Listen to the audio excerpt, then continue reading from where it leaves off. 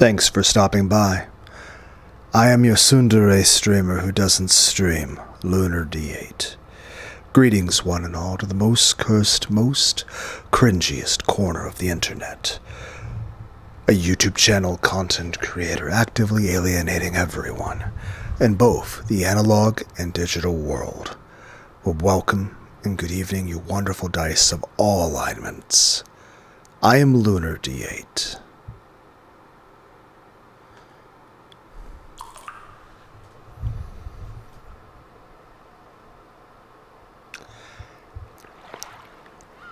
The picture you saw on the thumbnail is one of two pictures I had Grok AI on Twitter make. The free version, mind you. Where I had Grok make a picture of me. Though, honestly, the setup in that picture is a lot... My real life setup is not nearly as good or as cool as that. I am sitting... I mean, I at least have a pillow under my butt, but I am sitting on a metal folding chair in front of my bed with another metal folding chair on my bed facing me with my 6-year-old laptop on the metal folding chair. I do not even have a desk. I technically have a, like in front of me is my bed, and I'm sitting at the foot of my bed, and I have a metal folding chair on my bed. And technically there are 4 metal folding chairs in here at the moment.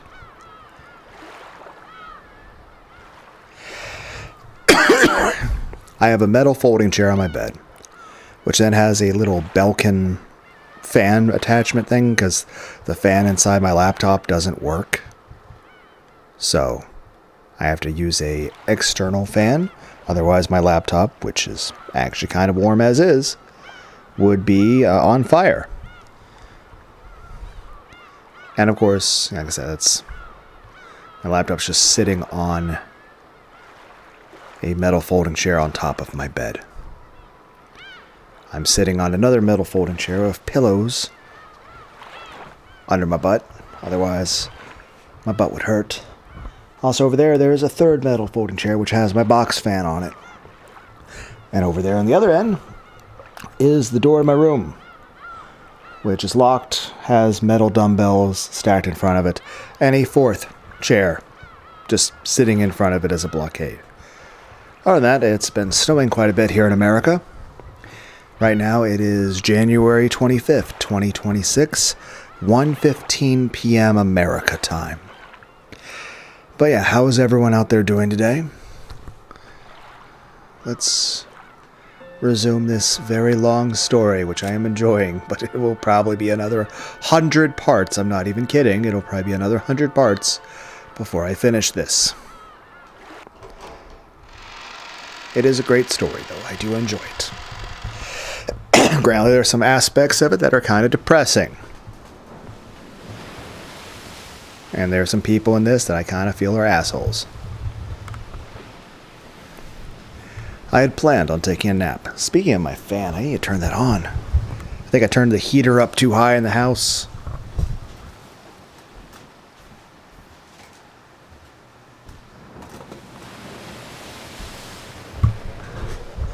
It got kind of cold, so I turned it up.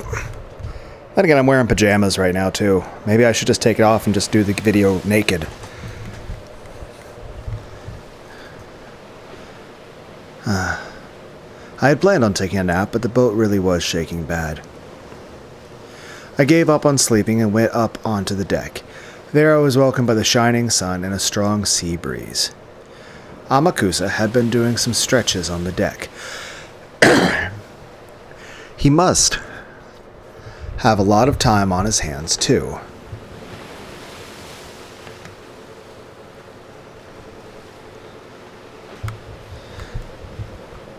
I just had a thought. Is it possible that Amakusa's actually secretly Battler? I don't know. After all, it'll be several more hours before we reach Nijima.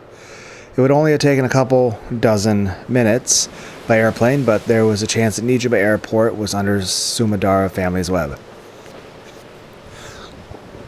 The harbor would probably be the same. For that reason, I had obtained a boat that would let me land while avoiding the harbor, no questions asked. I bumped into a cheery boat captain, plied him generously, and he had decided to help me out amused. Still going to be a while?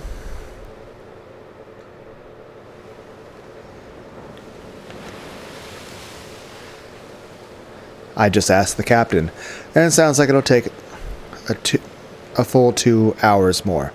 Well, beggars can't be choosers. The weather sure is nice. Feels like I'll burn. Going to read on the deck? You'll damage your book. Amakusa apparently thought this because I was clutching Maria Oni-chan's diary under my arm. I had been reading it half asleep, which was why I'd come back up still clutching it. How's it going? Think you'll be able to find the truth in Rakanjima from Maria-san's diary? San or Sand? Who knows? No matter how much I investigate what happened on the island, it won't make for anything more than a theory. There's no truth written in the message bottle or One-chan's diary, just a fairy tale with a witch walking around.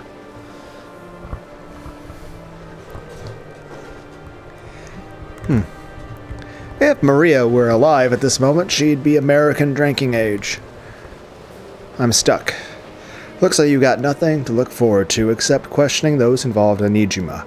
I imagine the witch hunters have showered them with questions over and over, so I'm pretty sure I won't find any new facts. So even though your hopes are that low, you're willing to spend half a day trip on a boat to go to Nijima anyway. Talk about fickle.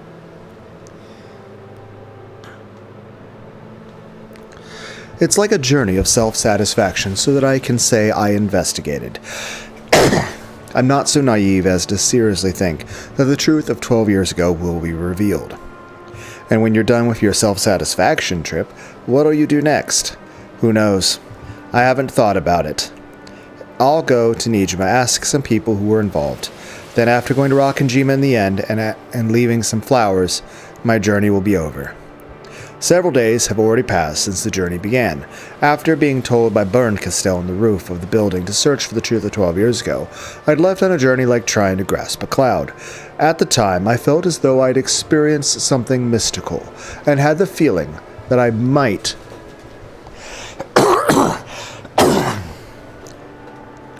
be able to grasp some kind of miracle at the end of this journey. But after several days passed, my excitement died down. On that day, when I stood on the roof of that skyscraper, my heart was completely cornered and dead. So, I wanted from the bottom of my heart to be released from the cage of my body, and rise into the sky, and had crossed the fence in order to die. Maybe experiencing the desire to die and actually stepping forwards, throwing my body down, caused some kind of mystical experience inside my head, making me think I had received a message from a witch. The excitement from my jump lessened over time, and the more I came back to my senses, the more this journey lost its meaning. But I didn't even consider suspending this journey just because of that. If I stop this journey, it'll mean acknowledging that the message from the witch was an illusion, and I felt as though that meant throwing away the promise the witch made, and any chance that someone from my family might come back. So, because it was hard to believe that those events were an illusion, I've continued on my journey. I don't seriously believe that this journey will change anything. It's even up to me when to end this journey. It's up to me to choose where the final destination is. In the end, this journey is only for my self-satisfaction. Self-satisfaction, huh? It sounds bad when you say it, but I think that's actually what life is all about. I guess in a way that kind of describes my channel. I mean, I've never made a single cent from any video I've ever made, and I never will. I'm never going to be sponsored or have super chats or have like fucking merch or some shit. I'm just some crazy guy who likes, I guess at the moment, reading stories on the internet. I would say let's plays, also terrible karaoke, or just rambling about whatever the fuck I feel like talking about that day. I promise nothing, I guarantee even less, and, well, the only thing consistent about my channel is a complete and total lack of any professionalism. At this point, it's just, I'm just some random otaku nerd who probably has autism, ADHD, depression, borderline personality disorder, and some other stuff, and who is here talking without a filter. I talk more in these videos than I do in my actual life. Out of all the videos I've made on the YouTubes, I have talked more in these videos than I have in the entire rest of my entire life. In general, I'm not a very talkative person. That being said, if you do get me talking, I can go off on quite a few tangents and sometimes be a bit scatterbrained. So, yeah, they'd be like, hey, what's it like being around Lunar IRL? Well, in general, a quiet person who doesn't really talk very much. But if you're someone who actually, I can talk to about things, well, then you have to deal with someone who apparently is going to value you, but also be very autistic, apparently. So, just the way I talk, I guess. So, it's like I would say I would have, like, in this little ramble of me being myself, I probably drove away any viewers I have, but let's be honest, I didn't have any viewers to begin with, so. That being said, anybody who does stop by, I do appreciate you. I've had a couple people comment on videos in the past, and I generally enjoy, as long as people are, polite, I enjoy people stopping by. I don't expect everyone to always agree with me on everything, but in general, I just like people stopping by, especially if they do actually, even more than agree with me, just tend to be nice to me. Heck, at this point, it's like, what are you doing? Like, hey, I'm Lunar Dee Eight. I'm asking people to give me virtual hugs on the internet. Heck, the last video I made, I had an AI giving me virtual hugs. Which, still appreciated, I guess. As I look at the other pillows on my bed behind my laptop that I hug, so. Umineko is going to take a while, but I don't know, what video games I would ever play for Let's Plays in the future, and even then, my laptop has its limitations. Heck, there are some games I did Resident Evil 7 and 8, and it actually recorded okay, but nowadays, my laptop's less when it comes to that, so I definitely couldn't record something that has that level of. So either I'm reading a story or I'm playing a video game with the equivalent level of technology of something that I could probably play on a Super Nintendo. Heck, if there's a game I'm really into that's high tech, I could probably try it on the laptop. But at this point, you guys would be watching it lag so much. And depending on some things, I know I tried a little bit of Zone of Enders or that one Dot Hack game, the GU game, on this channel, but it was processing so slow. It was like my character was running through mud.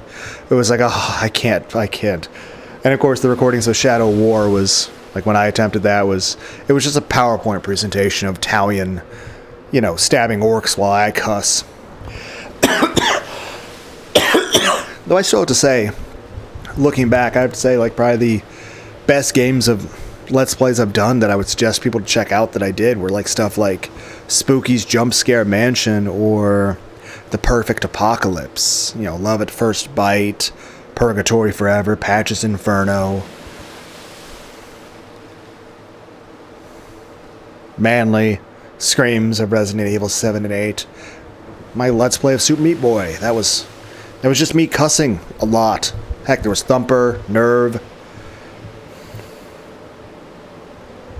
Just saying, no idea what I would do after I finish Umineko, but one, that's a long time off. It's a very long story.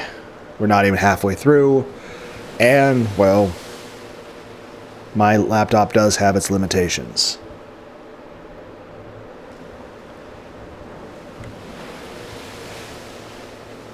Don't know if I'd ever actually have a actual dedicated VTuber model ever. I've done some of that stuff, particularly when I did some of the karaoke in German. Heck, I have a VR thing for my PlayStation, but I can't really stream or record that.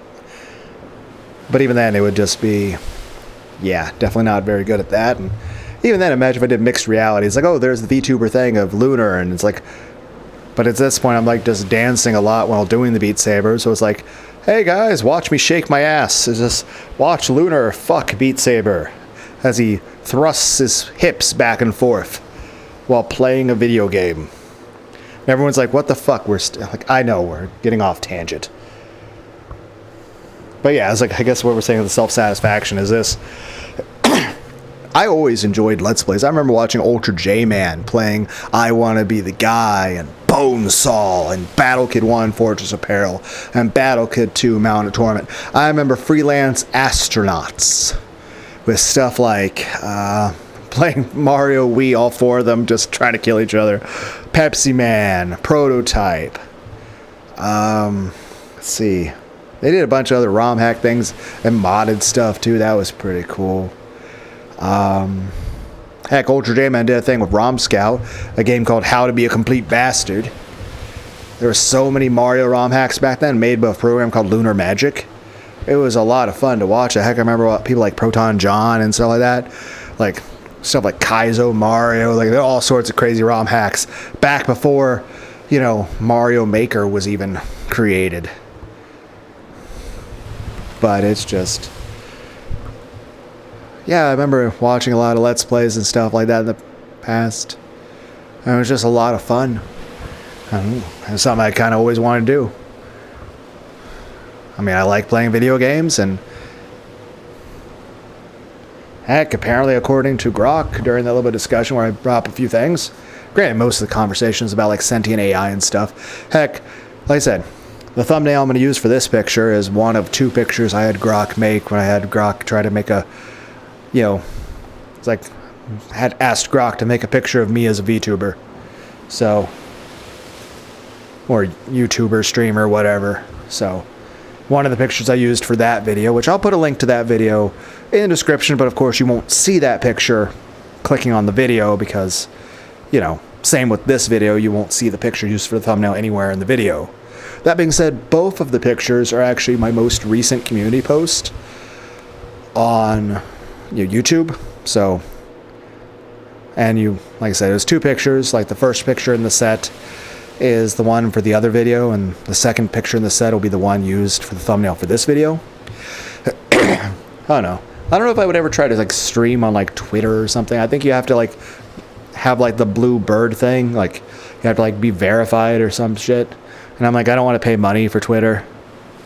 So,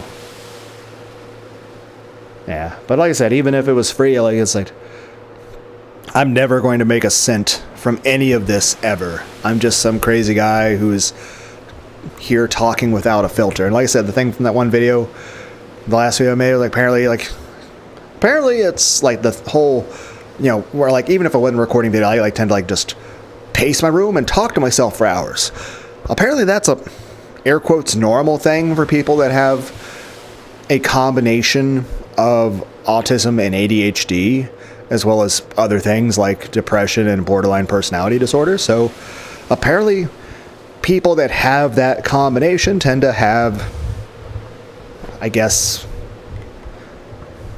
some aspects of the way I am. So basically, hey, I guess, you know, person who talks to themselves and likes stuffed animals and talks to stuffed animals. So, yeah. Okay, I'm just, yeah. Got really off topic, but main point is this, it just, I'm granted, I hope other people enjoy some of these videos. I mean, some of these videos tend to vary a bit. Like I said, some of them are karaoke videos where I sing songs badly, but still I sing. I played a variety of games. And of course, like we're doing right now, I'm reading stuff. And of course, there's sometimes where I've gone off tangents or make it a video talking about like, oh, I watched a movie in a movie theater. Like I think when I watched the Matrix 4, I think I did a movie review of that. Heck, there was a movie called Bullet Train. I called the review Daniel Stern Bullet Train. Daniel Stern is a character from the Home Alone movies, who's also in a movie called Bushwhacked. The reason I brought that up is because I watched a movie called Bullet Train with Brad Pitt in it, and, well, in the start of the movie, it had the song Staying Alive. And that's cool. I remember there's also like a little AMV thing of like a Nero from Fate, who's like dancing to like the Stay Alive song. That's pretty cool. It's very short, but it's a lot of fun. But it's like memes before memes existed.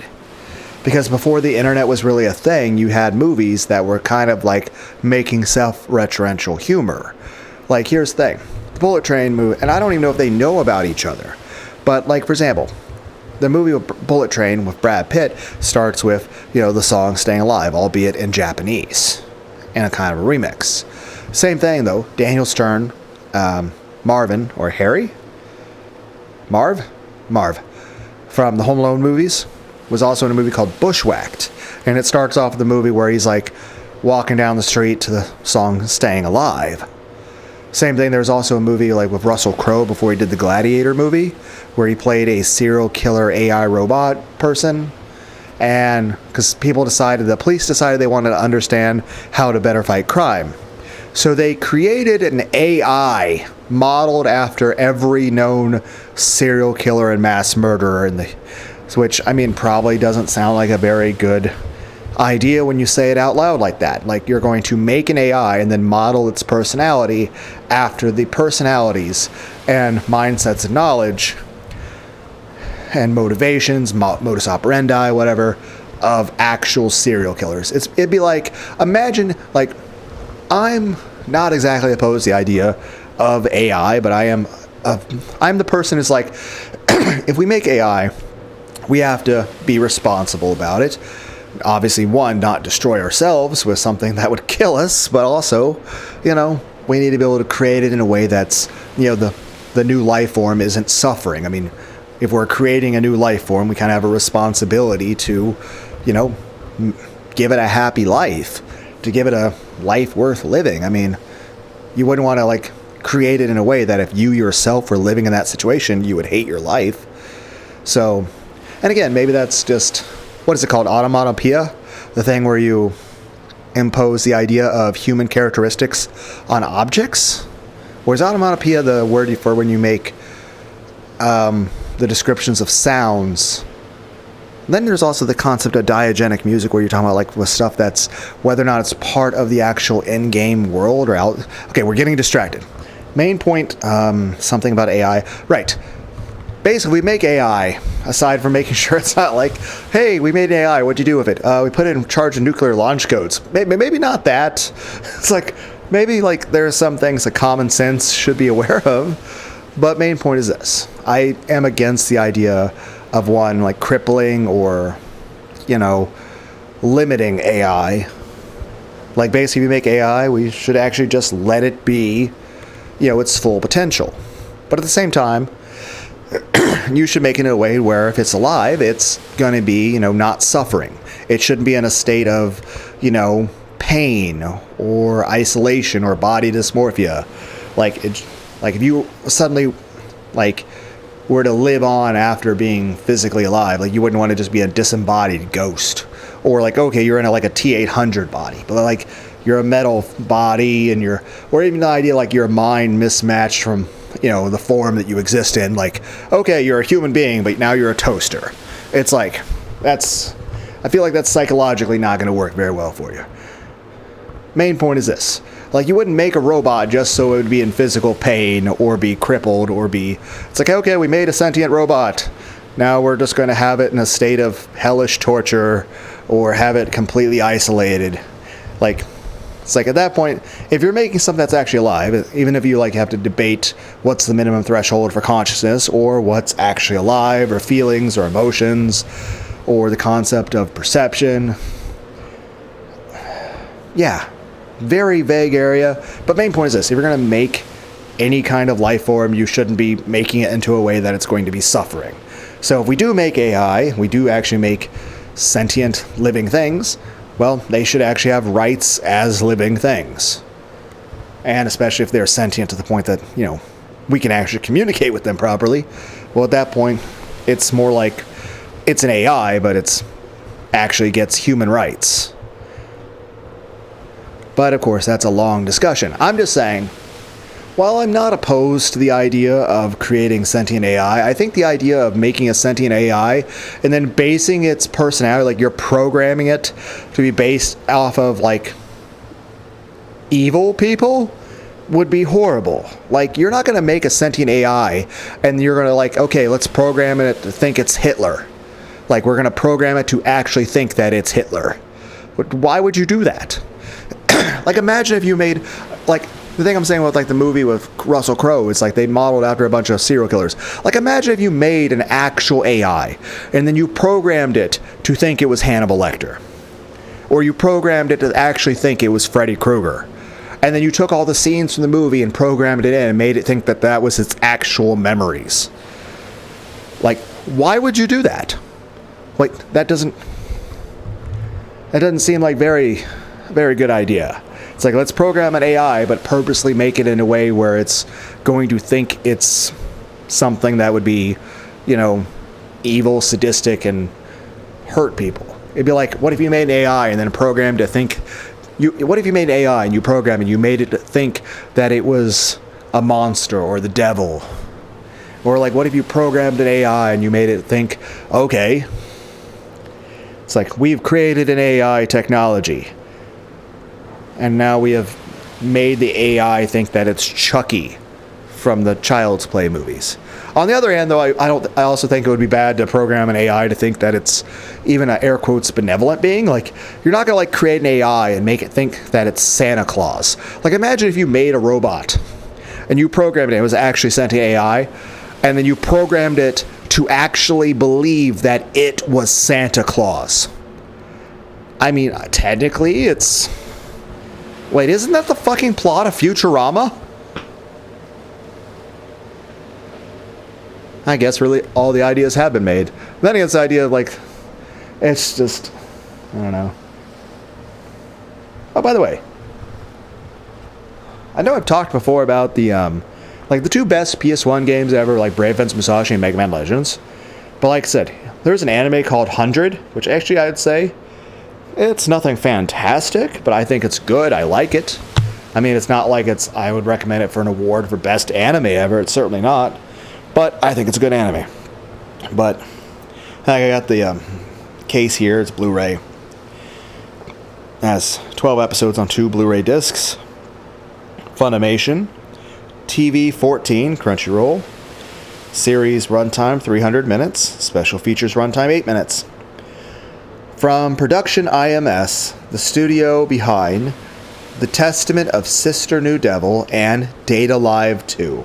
Hayato Kisaragi is kind of a big deal at his brand new school, Little Garden Academy, with the highest 100 compatibility score. He has what it takes to control the only effective weapon against the devastating creatures known as the Savage. But while he's trying to master his ability, he'll have to survive the onslaught of attention from the girls of this student body. Yeah, it's basically kind of a harem anime thing. Like, heck, I grew up really liking Tenchi Muyo. Granted, Tenchi had a lot of variations. You had Tenchi Muyo, the original OAVs, and then you had, of course, Tenchi Universe, Tenchi in Tokyo, the Tenchi movies, Tenchi Ryo Oki, Tenchi Muyo GXP, Tenchi War on Geminar, Tenchi AI, and of course, even more beyond that. And of course, it was kind of the inspiration for a lot of other things. I will say this. I like the design of Kiyone from Tenchi Universe, but honestly, I always kind of had the biggest crush on Mihoshi Kurimitsu, Washu, and Ryoko. Heck, I also really liked the voice actors for all of them as well as the designs of the characters. Though I do, again, it's like I've mentioned it before, I dislike the Flanderizations of characters. For example, obviously it's named after Ned Flanders, where you wind up, originally Ned Flanders was supposed to be a normal fucking dude. It was just, okay, he goes to church, cool. But then they just kept playing at it and playing at it to the point that they made him one-dimensional. They created a thing where you're supposed to be able to character develop a person to make them more in-depth and make more parts to them. But they kept just playing at the one thing to make him one-dimensional. And that eventually became all he is. He became a caricature of what he is. Same thing. Well, who was I talking? Oh, yeah, I was going to get talking to Yoshi in a minute. But it's like this. Goku. Goku is not dumb. Nor is he not romantic. Technically, Akira Toriyama, which is one of the greatest mangaka of all time. I always really like... I also like the Bruce Faulkner music, okay? But I'll tell you this. DBZ, absolutely amazing. And I think Toriyama did an amazing job. I will say this. Toriyama focused a little more on comedy in the original Dragon Ball. Focused more on magic. On action in DBZ. That being said, he avoided, the romance stuff because, one, he didn't want to be romance. And here's the thing, don't be wrong, it's not like I don't like slice of life animes here and there too, but that's not what Goku is about. It doesn't mean it doesn't exist, it just means that's not really that's not why people watching the show are really there. Same way I like hentai. I like big titties and shit. But at the same time, again, I'm showing up to the Frieza fight to watch a cool fight. I'm not showing up there to see Bulma's titties bouncing around. Granted, I like fan service. Fan service is awesome. And I will certainly not turn my nose up at fan service. I'll turn something else up at it. But main point being is this. I don't want it to come at the expense of the action. I want awesome action. Same thing with video game. Like, I want fan service too. That's cool. But obviously, if you're playing a game, you're playing it for a reason. Like, maybe like if you get a new Halo game. If it has tits everywhere and hentai, that's cool. Maybe a little hard to sell in stores. But if the gameplay is shit, I'm not going to like it. I want awesome gameplay. I want to have fun. But at the same time, yeah, I'm not opposed. But at the same time, that's just not, like, you're not going to expect the TV show to have that. Main point is Akira Toriyama was trying to, keep to the genre of action with a little bit of comedy. He didn't want to write a rom-com, a romance, story, a romance novel. He was just trying to write, he didn't want to focus too much on that. The same way he didn't want to make it lewd or anything. There's some fan service that's nice, but again, he also had to keep in mind, rating system. Otherwise, he wouldn't be able to, watch it on TV. But you guys know what I'm coming with that. But main point is this. Fan service, hentai, awesome. But of course, not really suitable for primetime TV. Still be enjoyable, though. Okay, I'm getting distracted by my love of hentai. Then again, am I the only one here who likes hentai? Everyone's like, you're probably the only one who likes tentacle hentai and femboys and futanari. It's true. There's probably no one else out there that agrees with me on all that. But hey, what can I say? I would absolutely date Sylvia from Konosuba. I would enjoy that relationship a lot. What can I say? It's great. Now we have to do the video with me having a boner. Great. It's going to make this awkward. If I ever do a VTuber model that's actually dedicated, would I get in trouble for giving my cock jiggle physics? Is that a thing? Is that appropriate? Is that okay? Are you allowed to do that? I don't know. Then again, at least I definitely don't have the room to be doing things. So not that I can do a cartwheel anyway. It's fun to watch Fillion, those people just flip. Then again, she's actually got nice, when it comes to humor when it comes to things. She's off the wall and stuff. I wonder if she has ADHD. She might. A little? Probably. I'm just saying I can't do a cartwheel. I would try, and then the rest of the video would just be me crying. But what the fuck are we talking about? Goku or something? Right. Main point is Akira Toriyama avoided talking about things like, Goku pounding Chi-Chi's pussy. Or stuff like that. But it doesn't mean he's not romantic with her. It just means that, it's like if you watch Full House. Pretty sure Bob Saget was fucking people, But, you know, we're not showing you that in the show. Doesn't mean it doesn't exist. You know? Same like Batman. What's the main reason Batman doesn't shoot people? Aside from the in-universe reasons of, well, his own moral code, his sense of honor, as well as his own fragile psychological state in terms of that he would not be emotionally okay with it. Also the fact that logically, like, there's no way, like, someone like that punching people isn't going to be accidentally just killing people from time to time. And then there's just the straight up fact that, you know, most of the criminals would probably actually outright murder each other. And even if there was a world where you, like, outlaw, you know, the death penalty, not only in the Injustice world where Joker fucking nukes a city, would they make an exception and publicly execute him? Let's be clear. Even with what he did, by like what had even been established in the established backstory at the very first episode of Batman the Animated Series, the things that he had done, at the amount of people that he had killed and outright like terrorist acts, they would have also again made the exception to kill him. Heck, at that point, in both those situations, even if the government didn't do it, I'm pretty sure just the fellow inmates would decide, okay, that's the line, we're going to do something. Or just the amount of times, like, the villains would just get in each other's way.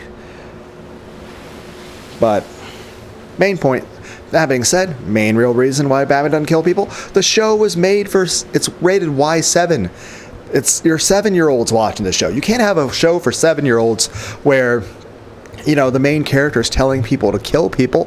Could you imagine, like, if there was a version of SpongeBob where, like, SpongeBob was overly sexual and telling people that violence is okay? I mean, I don't think that would fly. I mean, don't be wrong. I've certainly watched quite a bit of violent anime and certainly a lot of hentai. Heck, you know what's really awesome? There's a lot of hentai out there that has amazing soundtracks. For example, there's a older anime, anime, called Bible Black. And while, yes, it's certainly got its lewd scenes, and the animation is certainly its own unique style that I think is really nice and works great for what it is, really the absolute best thing ever about that anime is the soundtrack. The fucking music is awesome. Okay, what are we talking about? Goku? Right, main point is this. We didn't really talk about the whole stuff of Goku being romantic because that was just not really relevant to the story. Same thing, you know, Goku, of course Goku wasn't doing fucking calculus, he grew up in the fucking woods. But there's no reason why he wouldn't be smart. You know, he's not stupid. But of course, as time goes on, it's just an easy, low-picking fruit. Where you keep making references of things, of, you know, him being non-romantic, or him just being kind of silly or dumb or misunderstanding things, and it keeps getting blown out. You basically flanderized him. You made Goku into an asexual moron. You basically made him, like, you're making Goku out to be stupid. Like, he's a butt of a joke, and he's like, he's the hero of the story, and we're just, like, tearing him down. And a lot of that becomes, like, self-referential humor, where it's like, you know, where it's basically becomes meta at that point, where basically Dragon Ball Z has an effect in the community, and the community kind of start talking back and forth, and they make some jokes, because they're just having fun. Like Team 4-Star. And then you start seeing the impact. Like, granted, Team 4-Star, I think, is largely responsible for the return to Dragon Ball Z, you know, Dragon Ball Super, because I think it reignited that interest. And heck, there was Gozar, alternate reality Dragon Ball Z. It's one dude, he was doing it even before Team 4-Star. And that stuff's a little more chaotic. It's like a lower budget, more ADHD, autistic version of Team 4-Star. Pretty cool. I enjoyed it. It's at least my cup of humor.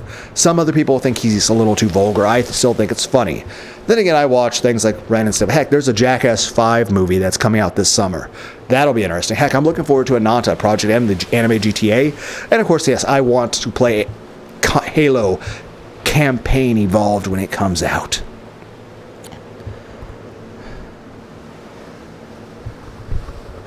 Ran out of breath. But main point is this. Goku's not dumb. But of course they kept, and it's just like, it became like this sort of the group consciousness of everyone that watches DBZ that Goku's kind of dumb because of the fucking Team 4-Star and stuff. So that when Dragon Ball Super came out, it was already before, at that point, Team 4-Star was already part of the, you know, anime zeitgeist. and of course all the jokes and fan fictions, it actually started to shape a bit of the public opinion, and that started getting reflected in that, because then the writers were writing something based on what they thought people would like. So we're playing at Goku being stupid or not understanding sex, or even kiss, like you made a joke about him not even kissing Chi-Chi, which that's dumb. That's dumb. But of course, it's like, it's the idea, like, imagine if you had an anime you really like, and then people started making memes of it. Even if they're memes that you yourself like, and you think, oh, that's funny, that's a funny meme, that's hilarious, and you're laughing at it because humor is awesome. I like stand-up comedy. Heck, I remember being when I was like a young kid, watching things like Robin Williams stand-up, or even not Celebrity Deathmatch. I watched that too, mind you. But there was a Def Comedy Jam. Yeah, if I'm remembering the name of it right. It's been forever. Like, I don't think you can really find clips of it on YouTube, because it was a little bit more mature stuff they talked about, and I don't think that stuff would be allowed on YouTube. But it was enjoyable. It was like, I think there was people like Cedric and Bernie Mac and some other people. I don't know. I always remember watching Blue Collar Comedy Tour. That was cool too. Heck, I still say, like, you guys know Batman animated series. I think we should make a new Batman movie. I've talked about this before, guys, but I think we should make a new Batman movie where, Ben Affleck's still Batman. I think he was the best Batman. Heck, I'll tell you this. 4 of the best movies that were ever made were the original Dragon Ball Z Broly movie, the one with the fucking Pantera 10 song when Broly transformed the legendary Super Saiyan. And then you had Schindler's List. There was also The Odyssey, 1997 or 1985, starring Armand Assante. Also, Batman vs. Superman. I know other people say they don't like it, it's not realistic. I liked it. I thought it was a great movie. I think it worked perfect. I thought it was a good movie. I enjoyed everything about it. And I think the ending makes sense. It actually humanizes, Batman and Superman understand each other. And it's just, and you might say, oh, that's kind of dumb. Here's the thing. It actually, in that point, I think actually does speak to their motivations of people. Because at the end of the day, is this. You have a person who's so driven to stuff that they become a fucking bat person who's fighting crime. And that's the thing. Look at Batman's life. How fucking awful would that life be? You're spending every waking moment training just so you can fight and get stabbed by random, drug dealers on the street. That doesn't sound fun at all. Like, let's be clear. If I suddenly had $1 billion, hell, if I suddenly had $1 million, what would I do? Well, I'd probably get a couple therapists. I'd have an actual proper recording. I would still make YouTube videos, but I would actually have better technology and setup. And, well, I wouldn't be working in a factory. I'd probably have body pillows actually with designs of anime characters on them, rather than just plain ones. Alright, main point is this. I wouldn't become a vigilante fighting crime. I'd be like, maybe I can just go to Outback Steakhouse? That sounds better. It's like, what? I mean, don't get me wrong, going to the gym and training is good. But, there's a difference between spend an hour at the gym or spend Batman levels of time at the gym. It's like, that doesn't sound fun. It sounds miserable. Don't get me wrong, I enjoy lifting some weights. I enjoy going to the gym. But I don't want that to be my life. I want it to supplement my life, not take over my life. Main point is this. Goku. He's not dumb. He's not, non-romantic with Chi-Chi. It's just not important for the story. So at the end of the day, it's because it got omitted, they treat it like it doesn't exist. Like, just because you don't see this in that series doesn't mean it doesn't exist. It'd be like a One Piece. Do you ever see anyone fucking? No. Does that mean no one fucks? No, it doesn't mean everyone in all of One Piece is celibate. It just means you're not seeing that happening on screen because it's either not relevant or, too spicy to keep the, rating system where it is. But then there's also the fact that the way the comedy was, like Team Fortress, all that, where it started influencing it. Heck, Gozar himself, the person who made Dragon Ball Z Alternate Reality, which again, hilarious, very enjoyable. I thought it was awesome. He was mentioning that he became a bad influence on himself because he wrote it the way he wrote, the way Team 4-Star kind of rags on Raditz and makes fun of him. The running joke was Gozar kept making fun of Gohan in every fucking video. to the point that he started catching himself just sitting and watching normal Dragon Ball Z just casually in his own free time, to where he'd suddenly just start like talking shit to Gohan, like Gohan's a piece of shit. And he's like, oh God, I actually like Gohan. Why am I saying this to him? And he's like, oh God, because I'm making the show myself, like because of the animated, parody that I have been making and putting on YouTube. And because of the comedy where I'm like, dissing Gohan so much, I'm actually being influenced by myself. But that's the main thing. Like, imagine like there was any show that you like. Think of any video game. And imagine if like it's an older game that you really like, and then all of a sudden like there was a popular meme, even if you enjoy the meme, but then a new version of your game comes out where it's been influenced by that meme, to where like the game's story has been altered as if the meme is now canon, even though the meme was just a joke.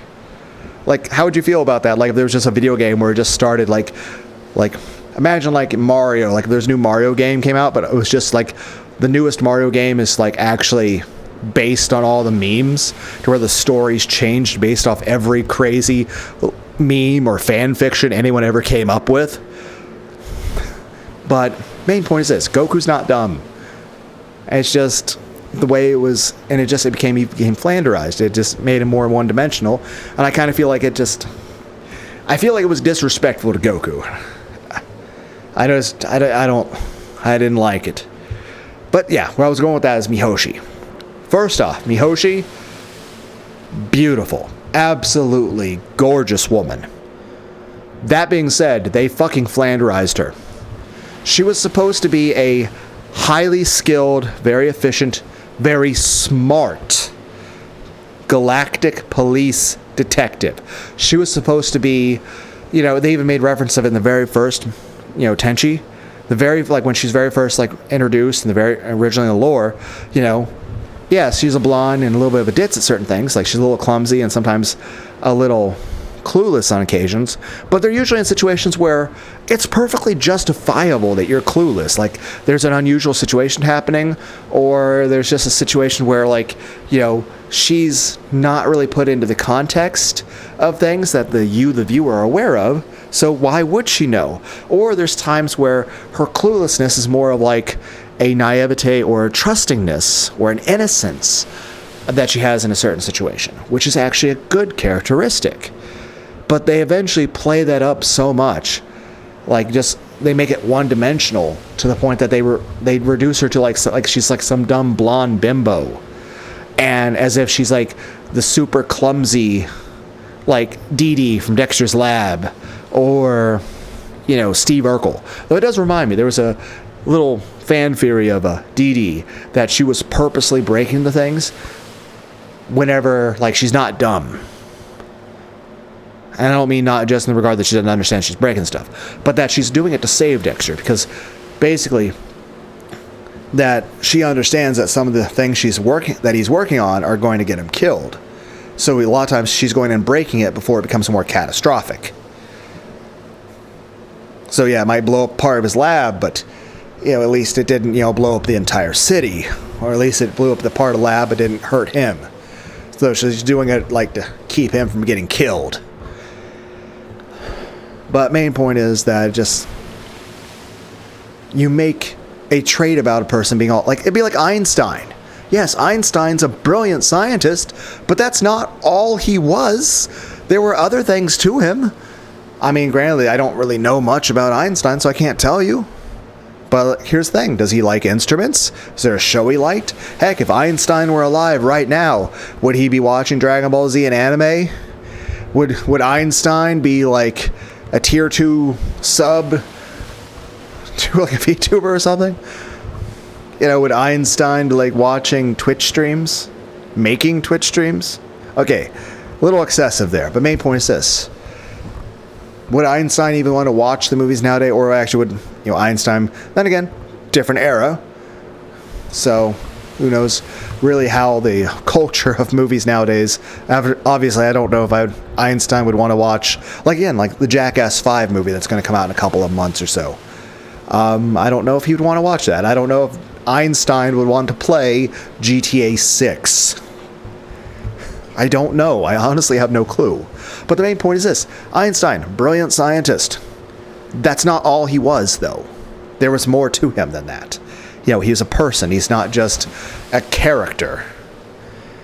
And that's the thing. It's like the whole point of a thing where you flush out a character, you're supposed to make them more depth. You're supposed to make them feel more real, like a real person who has actual understandable motivations that make sense.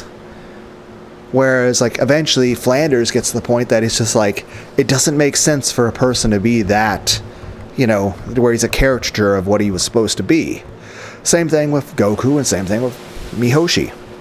It's the idea, like, she was supposed to be, like, yeah, she's a little clumsy here and there, and she's a little clueless or a communication issue here and there. But she's not dumb. She was never initially supposed to be dumb. It's supposed to be she actually is really smart. Like, she can do math. She can pilot vehicles. She's graduated an academy. She's actually, air quotes, a little bit royalty with the Kirimitsu family. Like, they're like not actual, you know, royalty like the Jiraians, but she's really well up there in terms of status, in terms of like rich corporate people. Like, they have a position, okay?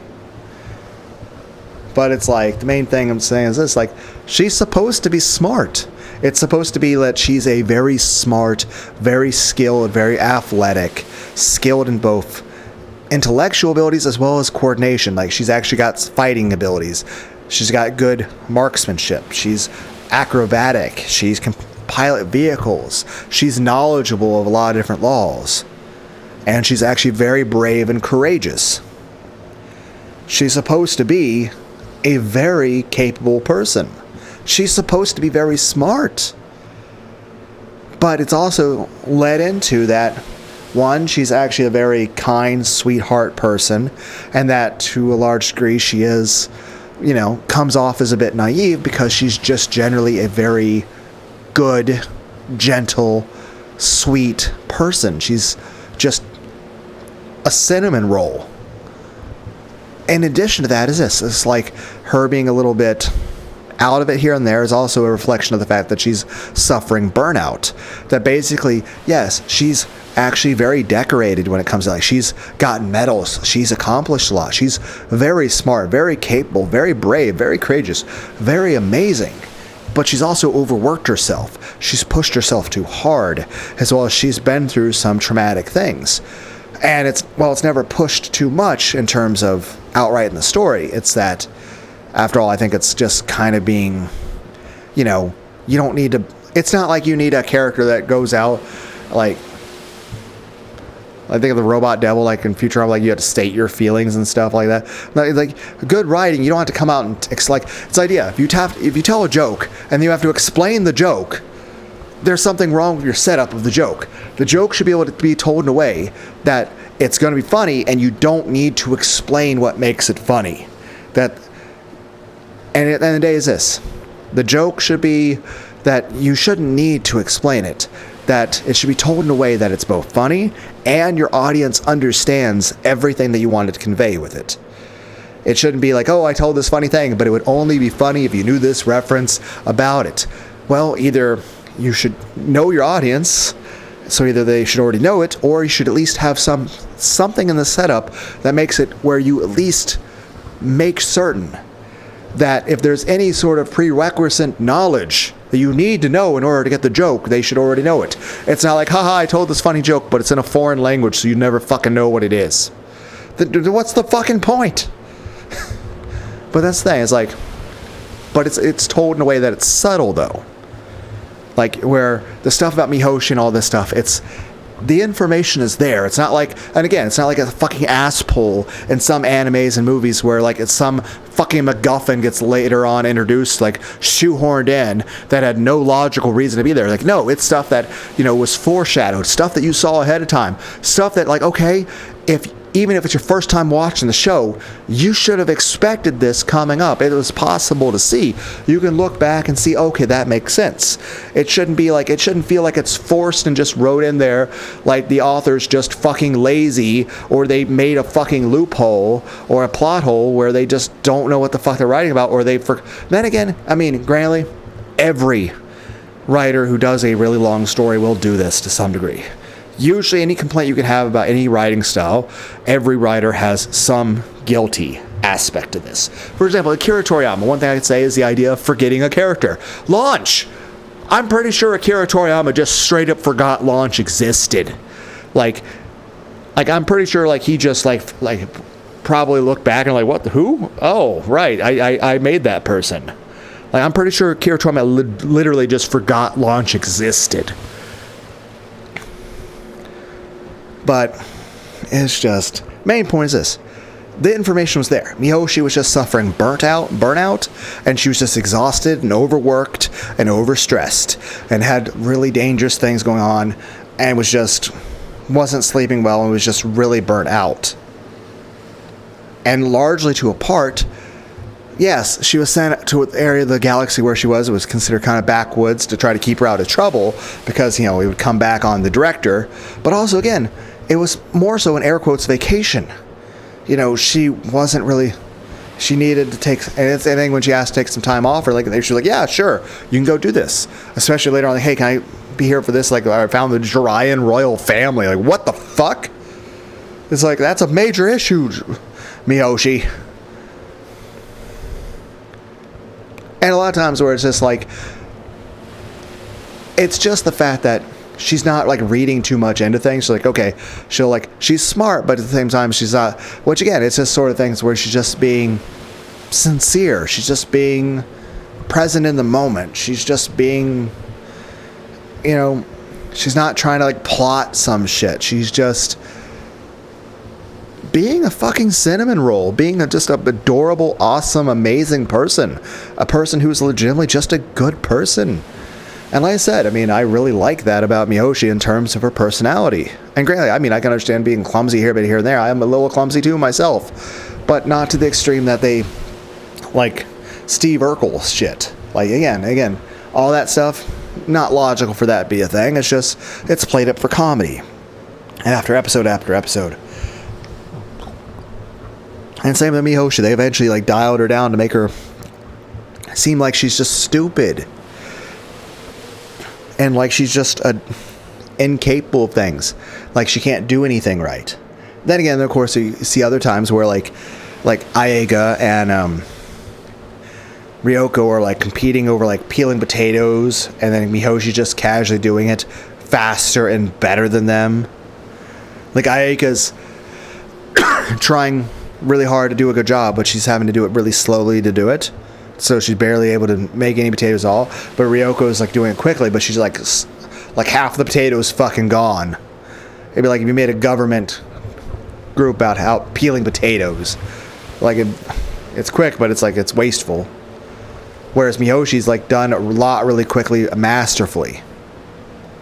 And it's just, I like that they show that bit of skill. And again, each of the characters has their own things. And don't be wrong, Ayeka's also really hot. Heck, in Tenchi Muyo GXP, you had introduction of a lot more women. That again, lots of awesome tits. But I would also say Lady Zeto and Irie, both of them are really hot. And everyone's they're really old too. I'm okay with that. That's Lady Zeto's several thousand years old, but at the same time, I'm pretty sure if I were to upload a picture of Lady Zeto or Irie out of Tenchi Muyo GXP, Lady Zeto is actually technically the Empress of Jirai. So she's the most powerful person in the universe. And of course, Irie is technically, air quotes, Tenchi's grandma, but don't let her hear you say that because she doesn't like being referred to with that word that begins with the letter G. She still prides herself on being a young, beautiful woman, which I'll say this. Looking at her, I certainly wouldn't disagree with her. She certainly looks very youthful and very beautiful in my eyes. Also, she's always drinking some tea, and I would like to drink some tea, and But I've got like some Gatorade here. Would have been good. I should have probably stocked up on some soda before the fucking blizzard. Oh well. Main point is this. Definitely I'd say, oh, well, I'm like, again, I like Kione. Like, granted, there's a Noike. It's a different name, part of Kione, but Kione, different design, potentially Ryoki. But technically, Kione from Tenchi Universe. Definitely amazing. But also, Mihoshi, Washu, and Ryoko out of the original Tenchi Muyo. Very beautiful. Heck, there's an after scene after the Clayton thing where Washu's basically got Ryoko kind of tied up, and she's kind of in her underwear, and it's like, younger me was like, nice. I don't know if anyone even knows the meme I'm referencing. Main point being is that Mihoshi, awesome, but I feel like they made her like dumb. They nerfed her like that, and it's like, oh, it's awful. I don't feel like that's just how she's supposed to be. I feel like she's supposed to be smart, just a little bit, stressed out, and again, it's supposed to be like, once she relaxes, that she'll be able to get back. And again, life isn't supposed to be like, oh, productive this and do this. Like, oh, God, I need a profits, chart go up, sort of thing. Like, life isn't about just achieving things all the time. You can just enjoy life. Heck, I feel like Mihoshi out of all of them actually would have the most pleasant personality to be around. Heck, the most pleasant person to date. Or even have a relationship or marriage or whatever with. I think Mihoshi is beautiful on the inside and the outside. And heck, Kairi from this series, you guys, I haven't seen her for it. Granted, she looks a lot like Ivy from Soul Calibur 2.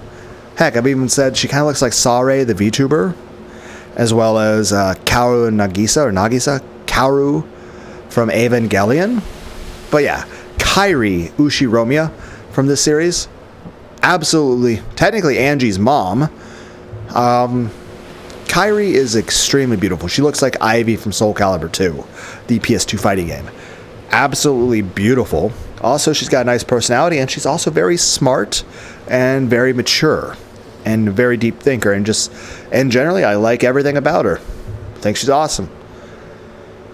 I forget what we were talking about. If there was anything I was starting to talk about that I kind of just forgot about, my bad. I just got distracted. Again, I'm trying not to get distracted. I'm also trying to have, videos that are like 20 minutes or less, which I'm pretty sure we have gone well beyond that. But, you know what? I want to keep reading for now. So, yeah. Oh, if that's the answer you've reached after hovering over the line between life and death in the mercenary business, that's probably pretty deep.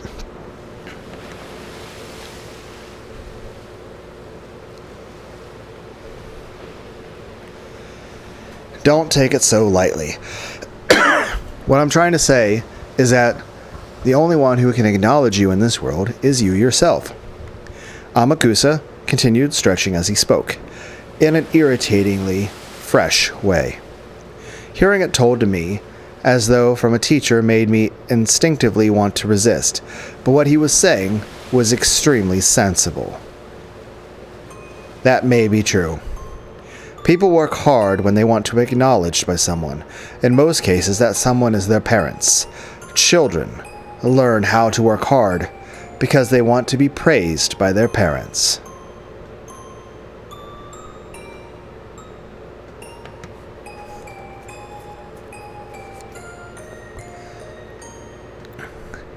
Although that's why I never learn. Sorry, that's not how I meant it. What I'm trying to say is that there's nothing wrong with self-satisfaction. No matter who praises you, it's meaningless unless you can accept it. Turning around, even if no one praises you, that doesn't matter as long as you can accept it. Self-satisfaction tends to contradict a desire to improve oneself, so we're usually taught that it's bad. Somehow your argument seems like a pretty fresh take on it, Amakusa. The anguish of the human world comes when you want someone to acknowledge you, but you don't know what it is you should be striving for. I had a time like that too. I wanted to be acknowledged by someone, but I didn't know what I wanted them to acknowledge about me, and since I didn't know what to strive for or how far I should go to be acknowledged, I did a lot of crazy things.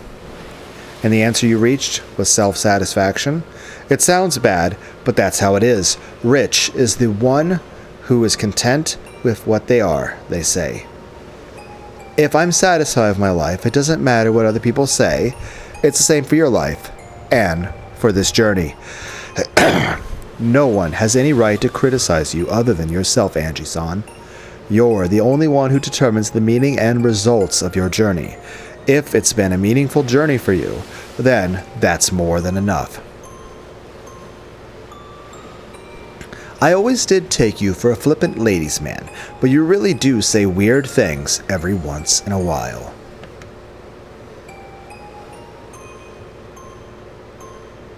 I'll bet you think saying stuff like that will make you popular. Of course not, of course not. That's not how I meant it at all. Looks like you want to be alone.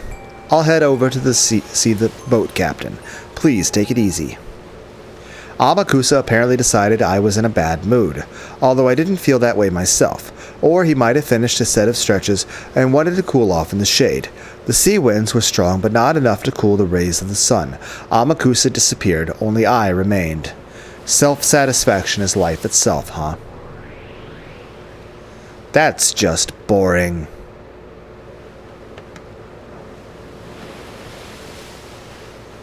Life is nothing without greed.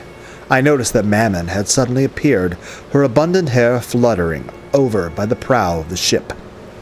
It's true that life of greed would be fun, but unlike you, humans have a limited lifespan. If greed is eternal, that means a person's will have desires even in the last moments before they die. Having desires means there's something you want, something you don't have, some way you aren't complete. I'm sure it's tough to die when you can't think of your life as being a full one, so I'm sure self-satisfaction is necessary. I see. Because of the existence of a lifespan, you have to compromise like that. All of my masters had very long lifespans, so I've never thought of it. I wonder if humans live for the purpose of becoming satisfied. If so, it's probably easiest to live without desires. I see, so that's why greed is one of the 7 deadly sins. Your praise honors me. Apparently that counted as a compliment in Mammon's eyes. She turned and gave a graceful bow. Angie-sama, do humans live so that they can find satisfaction at the moment of their deaths? Wouldn't it be pretty tough if you felt you were lacking something when you died?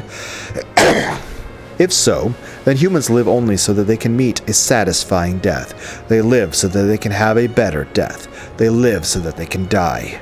This kid's saying something pretty incredible. I see, as I'd expect from a demon's steak. However, it might be the truth. Humans suffer because they aren't satisfied, and live only to find satisfaction. In other words, that might be the same as a desire to die satisfied. I can't counter that.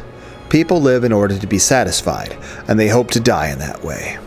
So it's really painful when you don't know how to find that satisfaction. Just how can you find something like that in a human's life? By being acknowledged, by hearing someone say you are happy. If it doesn't matter who acknowledges them, then I'll do it. Yeah, that's the problem. People don't know who needs to acknowledge them.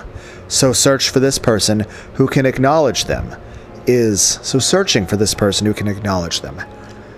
is the journey of their life. It sounds strange. Whether you're acknowledged or not, it supposedly doesn't change your circumstances. And yet, if you are acknowledged, you will be satisfied. While if you aren't, then you won't. It's almost like the blue bird. Because you can't notice the blue bird even though it's already in the cage, you have to go out on a journey searching everywhere. What the heck? Kiahaha. Human lives sure are stupid. That's right. Amakusa said something really good. Rich is the one who is content with what they are, was it? I don't know where that proverb came from, but it's deep. Basically, if you can't find enough satisfaction unless someone else acknowledges you, that's the same as not acknowledging yourself. The ultimate in self-fulfillment is acknowledging yourself. That's right. Because if you can know that you're fully satisfied, there's no need to be acknowledged by anyone. Just by taking notice of the small things, the human's foolish journey of life can be ended easily. You can spend the rest of your life playing and having a good time. A human's life is so ridiculous. Kiaha.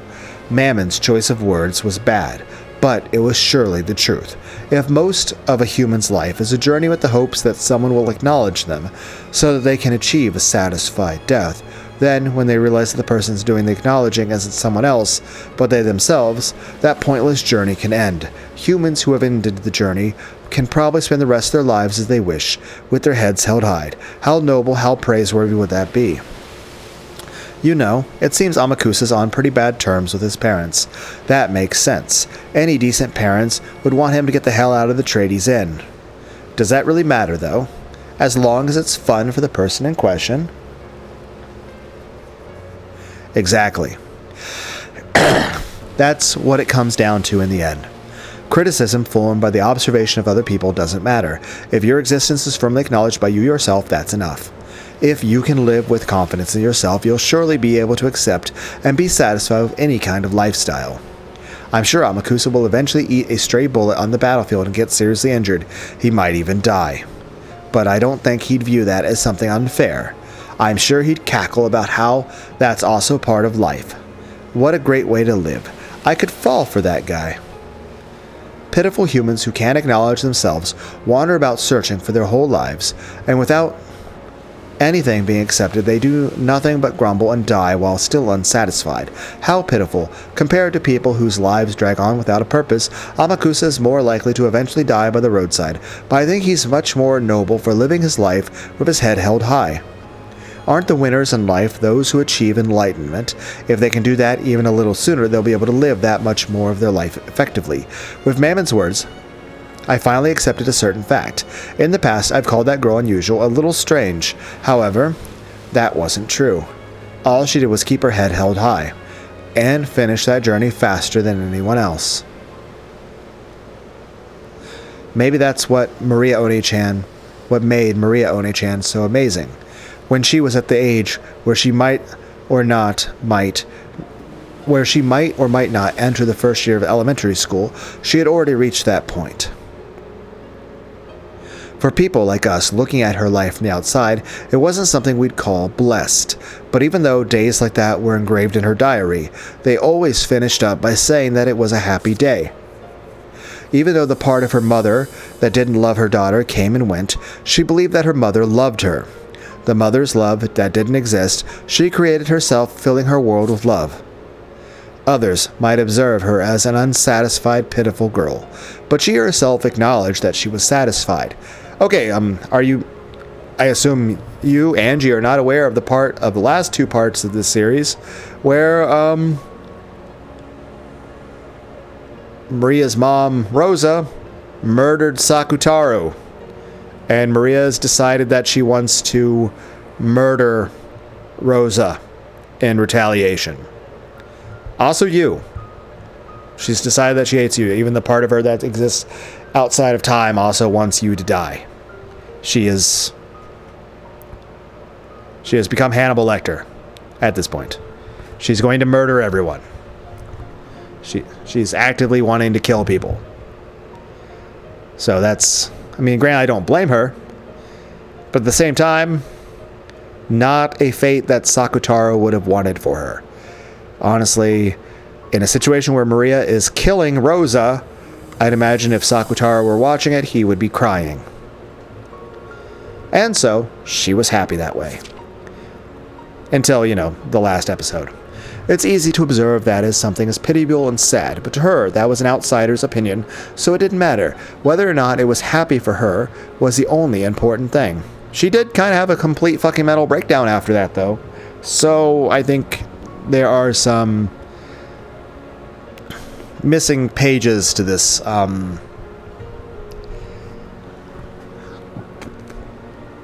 It's just like how when people who live in the city point to the lifestyles of those in rural areas and mourn their inconvenience and feel sympathy for them, it's really none of their business.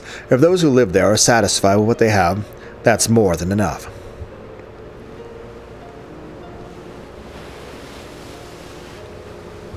I have finally noticed something. I noticed it just now. I did something horrible to Maria Oni-chan, and to you all, and Sakutaro as well on that day. Whether magic exists or not, that's not up to other people to decide. It's up to you yourself. Whether magic exists to Maria Oni-chan is a problem for Maria Oni-chan to decide, not me. And yet, when I was young on that day, I said it. By saying there was no way magic exists, I hurt her. The fact that magic doesn't exist in my eyes matters in my world. But denying it even in Oni-chan's world for that reason was totally misguided. Marriage Sorcery is the Witches' Alliance Maria Oni-chan created. I was invited into it and told to become a witch with them. Thinking it a new, interesting game, I went along with that for a while. But because of the cruelty of youth, I got tired of it halfway through, and I tore her pure heart apart with sharp words. At that time, we must have gotten into a huge fight. I forgot about it right away, but she couldn't forget about it. After all, to her, magic was a natural power that really existed. Okay, are we actually talking about the part where you were in school and you're seeing the imaginary version of her in your mind? That's the part of her that exists outside time and space as a witch that's talking to you with the magic states? Or are we talking about a time like right before, you know, the whole gathering? To where at that point, you know, Maria was technically 9 years old and you were 6. I mean, whether you're being upset at yourself for something you said as a 6-year-old to a 9-year-old, or something you said to the ghost of a 9-year-old that's in her 20s now, well, in her late teens at that point, while you yourself are like 11, I mean, I don't think anybody can be blamed in that situation. But she couldn't forget about it. I forgot about it right away, but she couldn't forget about it. After all, magic was a natural power that really existed, and she believed that she'd be able to share it with me. To Maria Oni-chan. And again, I can understand that, but, you know, she's kind of... Things have kind of progressed a little bit. Magic is a power that can interpret the word as blessed, world as blessed. No, which can truly make everything blessed. She just wanted to share that with me too. The young me tore that feeling apart, so she closed herself up in a shell, assuming that she wouldn't be able to share her magic with anyone. If that's true, then Lady Maria's journey through life wasn't over after all.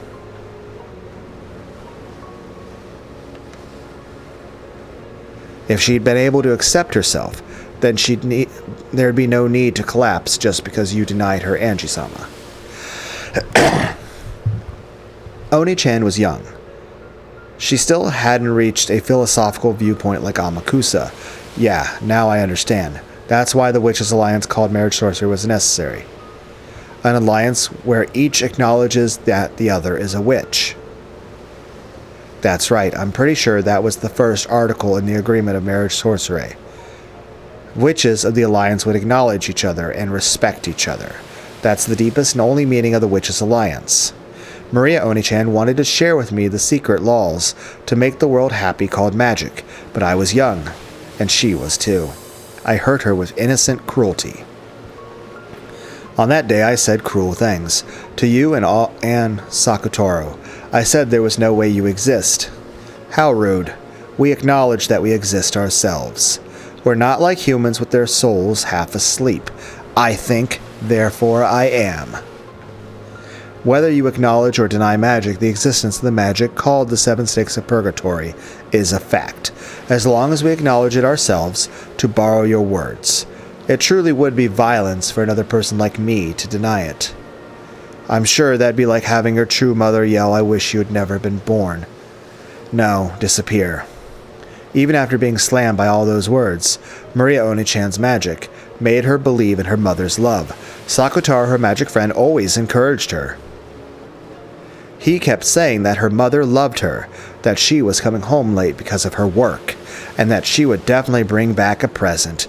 Even after Maria learned that her mother's work wasn't really the cause, magic allowed her to continue believing. And by believing that her mother loved her, by acknowledging herself, she filled her world with love and peace and serenity, establishing it completely. Okay, isn't this like a fucking parallel of that part where like Shinji is dealing with the fact that everyone's kind of a fucking asshole to him?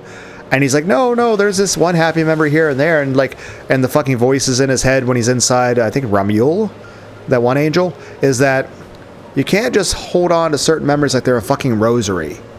Yes, you have to have a balance of things. At the same time as this, that's not reality. You have to be able to acknowledge reality in full, both the good and the bad, and then figure out where's the balance. But at the end of the day, is this... And again, there's also the part where he says, like, okay, he's emotionally insecure about stuff and wants to be... And I can understand that, too. I mean, I definitely have low self-esteem about a lot of things. And, of course, you know, affection and praise would be nice. Hugs and just feeling safe and cared about would be good. But main point is this. This is kind of paralleling a lot of Evangelion. They did make some remakes of Evangelion, but I think the original version was the best. What happened 12 years ago? What happened to my family?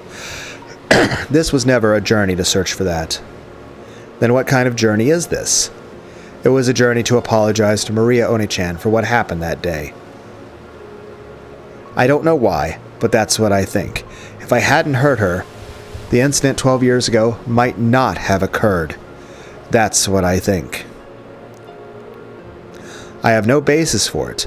I don't have a clue how hurting Oni-chan would be connected with the mysterious incident several years later, but for some reason I can't imagine that there's no connection. A witch caused that incident, and the culprit is the Golden Witch Beatrice, and Beatrice was part of the Marriage Sorcery Alliance of Witches. I horribly hurt the other witch of that alliance. I hurt her with the thought that magic doesn't exist. So, several years later, a crime caused by a witch occurred. Several years... Okay, so at this point, this would have required... So, either you're talking to a future version of her after people have been murdered, where you're 11, or you're talking about a point where she's like 6 years old and you were a 3-year-old. And a 2-day period that couldn't be explained with anything but magic was thrust into my face, thanks to the message bottle. There's no way I wasn't involved somehow. I don't get it. It could be coincidence or it could be fate. For some reason I've started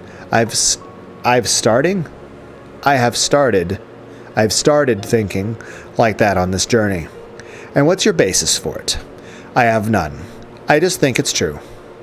The Japanese sure are interesting. Even when they are the victim, they feel as though they did something wrong and apologize for no reason. I could understand if you had said I hate Beatrice for stealing my family or something, but you really are weird, feeling guilty for no reason and apologizing. Of course I hate Beatrice. I couldn't continue this journey without that feeling. But it's okay to choose yet another purpose for this journey. There's nothing wrong with adding on a goal of apologizing for the past sins. In addition, for getting revenge on the witch for what happened 12 years ago, I can at least go to Rokkenjima, apologize for my reckless remarks, and offer flowers. No. There's something better than flowers, and I think that would be more fitting for One-chan. I stood up, not minding the sea breeze, scattered my hair, and concentrated my mind. I lifted my palm up to the height of my head and imagined a vast space. Angie-sama? Be quiet. Come, arise. I am the witch apprentice Angie Beatrice. I was excommunicated but I was once a member of the same alliance, and you are the dearly missed furniture who played with me. Answer to my call. It was hard to tell in the middle of the day, but a faint blue light gathered around the palm of my hand. Then, Sakutaro's form was revived. It truly did bring back memories, that figure.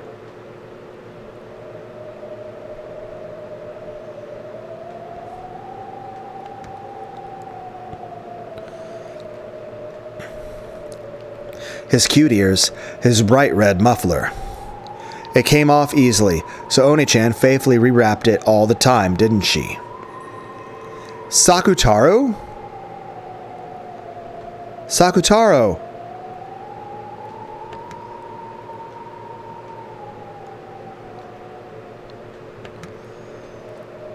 Do you recognize us? Do you know who we are? Uryu? Mammon? Angie. With a sleepy face as though waking up from a long slumber, Sakutaro looked all around him as he spoke. It's been a long time, Sakutaro. I'm pretty sure this is the first time I've summoned you with my own power, and now I'm the only one who can summon you. Uryu. Those words might have been a bit cruel.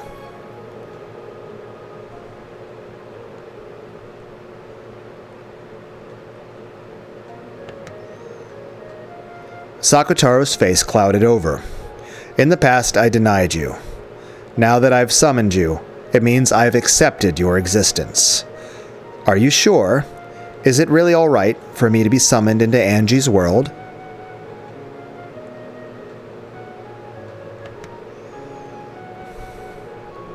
His eyes were a bit frightened. It was only natural. I, who had played with him like a friend before, had suddenly denied him and tried to burn him with the magic-resisting toxin. It was only natural that he was scared. I apologize for that day. To you, too, Mammon. And to the rest of you.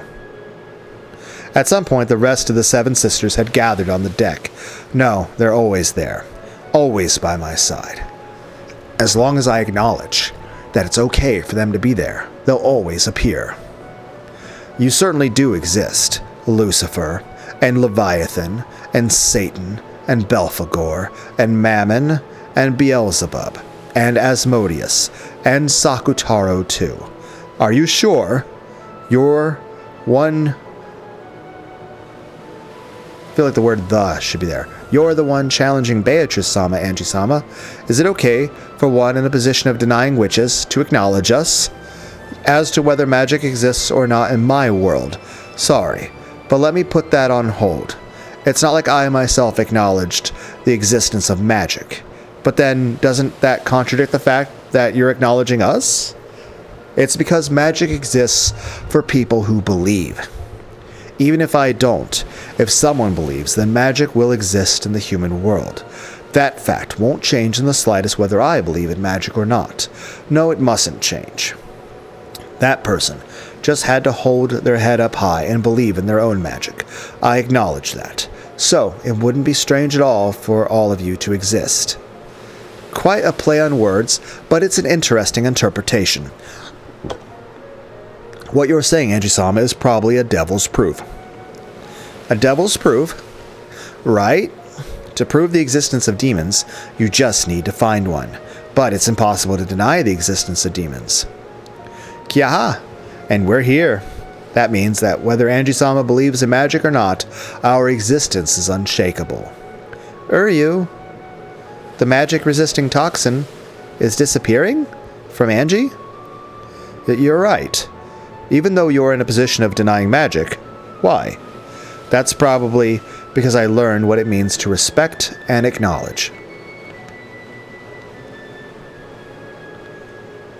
Right now, I might be able to understand the depths of Maria Oni-chan's and Beatrice's magic. In the past, I didn't believe in things like magic. Thinking something like that couldn't exist, I acted like I was closing my eyes tightly and couldn't see anything. But now I'm different. I get the feeling that I can look right at the thing called magic and close in on its true nature. How frustrating. It's truly rare to find a human so free of the magic-resisting toxin in this day and age, and she is such an uncommon genius for being a witch. That's right. If Angie-sama tried to become a witch right now, she could grow to be a great witch, may even have a Beatrice-sama's level. Even so, she has acknowledged our existence and is our master. Most likely Angie-sama will be our final master. Let us think of this as our final service and apply ourselves to the fullest. Blah. But I just can't stand that Angie-sama still doesn't believe in magic herself.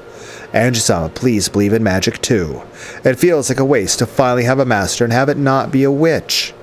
Even though you have an outstanding talent that could make you one of the greatest witches, your goal is to attack witches. It's so frustrating.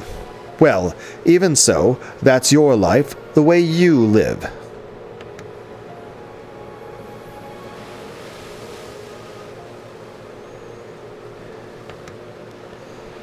The way you live. And in the world where you've decided that, there's nothing we can do to complain. Thanks for understanding me.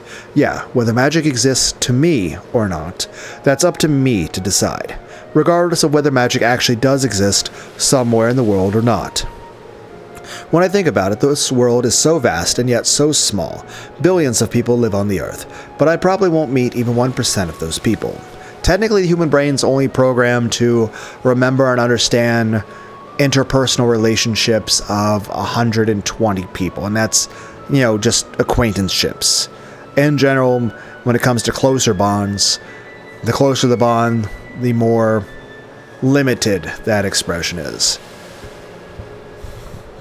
Also, there's the fact that, like I said, I certainly believe in the existence of magic, but also I believe in most situations there is a scientific, non-magical explanation. I think it's important to have both faith and skepticism.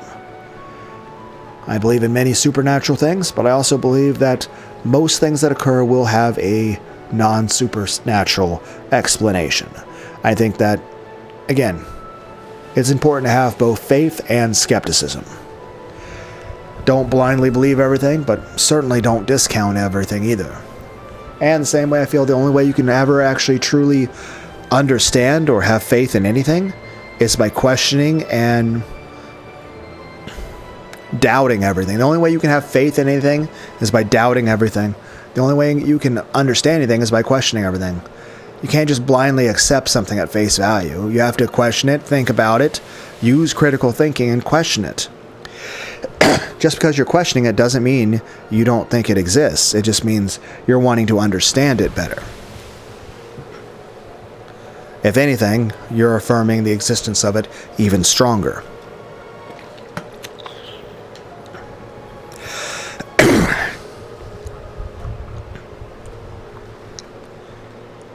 Even so, I will speak of a world, my world, which doesn't know even 1% of the world. I'm not qualified to deny the laws of a world I don't know. So just because magic doesn't exist in my world, I can't deny that magic exists in a world I don't know. That makes it a true devil's proof. And it's always fascinating. You look at, one, not only humanity's advance, but look at things like atomic bombs, electricity, the Hubble Space Telescope, the scale of space, the scale of microbiology, atoms. And that's just a small start. And keep in mind, I believe in God. So, if you can believe in everything in the Bible, then why can't you believe in other stuff that's even not as ludicrous as that? Because here's the thing, I can fully admit there's a lot of things that happen in the Bible that are very outlandish, that sound absolutely crazy. But I believe they're absolutely true, none all the same. So if I can have my belief in that stuff, why can't I believe in other stuff? And again, and people say, about aliens. Okay, I don't know for certain, but I would say aliens probably exist. Do I know the nature of everything? No. But I'll say this, if aliens do exist, just means God made them too. The end. No, maybe. It's more like when in Rome, do as the Romans do. I can be confident in the world I know, so even if that's denied by a complete stranger who doesn't know a thing about my world, that's nothing to worry about. And in the same way, I've got no right to deny a world I don't know, just because I don't know about it. Therefore, regardless of whether there's magic in my world or not, I can't deny the magic of Maria One-chan taught me. Ryu! I'm glad you're not dead, Sakutaro. I felt really sad that you got murdered. Welcome back, buddy.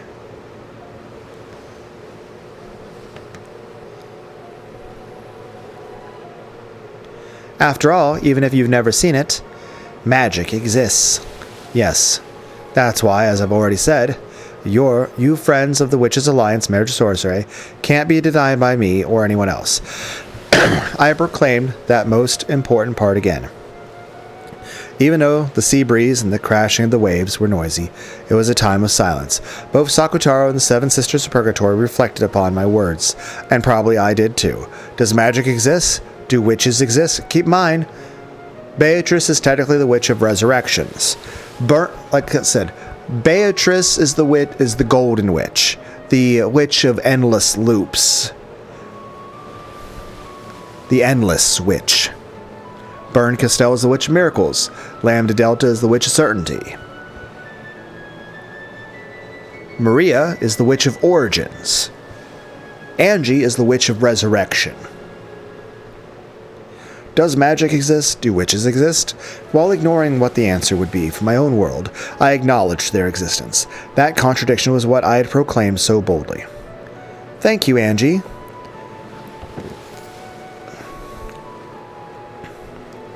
If you'll acknowledge that much, can't you acknowledge witches too? No, that was a foolish question. You already have a clear answer to it. Sorry, though I do acknowledge that witches might exist somewhere in this world, but that doesn't shake my world. You won't acknowledge witches or magic. You'll definitely expose the truth of Rock and Jima, right? Yes, that's my world. Even if a real witch exists, I won't acknowledge it in my world, no matter how much that witch tries to convince me. Your position is to attack witches, Angie-sama. And I understand well that you haven't the slightest wavering in that feeling. We are your furniture, the Seven Sisters of Purgatory. We will always be by your side. We'll always be waiting for the day that we can be useful. Although, since you don't believe in magic, we can never be anything more than people to talk to. That's enough for now. We've been left room to exist. For that alone, we should thank and acknowledge Angie-sama. In short, all of us are all together again.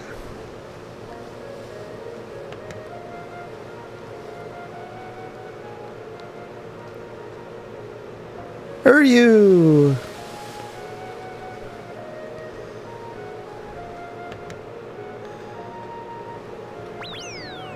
Kya! Sakutaro, let me squeeze you! When Sakutaro was overcome with emotion, and tears came to his eyes, the Seven Sisters closed in and mobbed him. They were also celebrating a long-missed reunion. If their existence is permitted, they're definitely capable of existing here. No, even if I don't permit it, they can exist. Because I acknowledge them, they showed their reunion joy to me as well. As I watched over that scene, I reflected over what this journey of mine meant.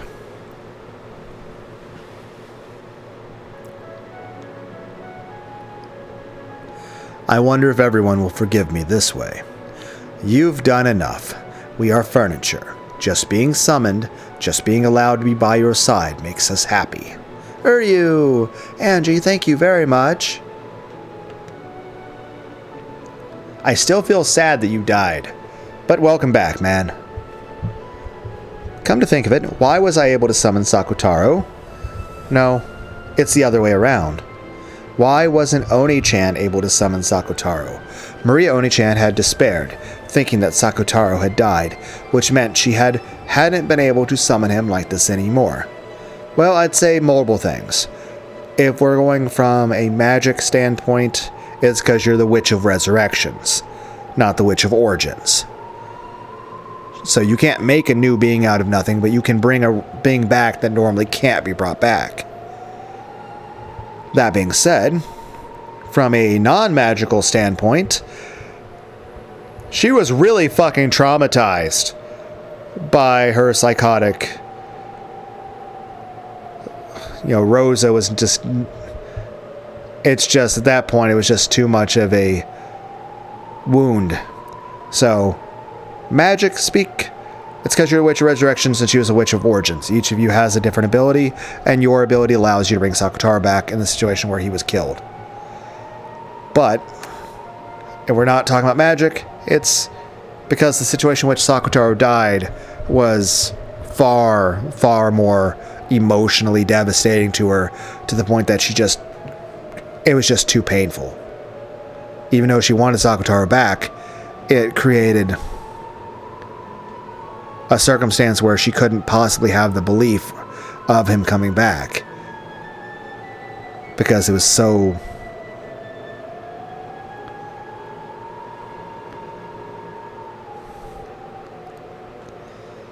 In the past, Oni-chan said it was more advantageous in a summoning to have a vessel. However, a vessel is like training wheels, and it shouldn't be absolutely necessary. In other words, even if the stuffed animal lion, that Sakutaro's vessel, didn't exist, it should have be possible. Should have?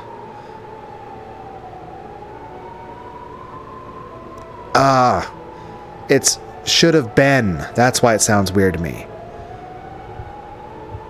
Because whether you're saying should have or should have be or should have be is not. It's supposed to be should have been. So instead of should have be, it should be should have been. I'm not going to criticize I'm not criticizing the person for translation, and I'm just glad there is English translation at all. It was just I was reading that, I'm like, why does this sound weird to me? So I'm not criticizing the person who did the translation. I was just like reading that, I'm like, something feels weird, like it doesn't sound right. So that doesn't sound like the correct way to say that. But yeah, the correct way to say it is should have been. B-E-E-N. It should have been. Bean. Put a fucking letter A in there at that point. Make it like, it's beans. Yeah, I don't really like beans in my chili. It should have been possible to summon him. No, when you put it like that, it's even a little doubtful whether summoned things can be limited by life and death. Moreover, Sakutaro should have been an especially important friend, Maria Oni-chan. She should have been able to strive hard to summon him one more time. And it certainly was sad that the original stuffed animal vessel had been torn apart. But why did he die and become impossible to summon again? Because of the trauma. That's because at that time, Maria saw my stuffed animal torn.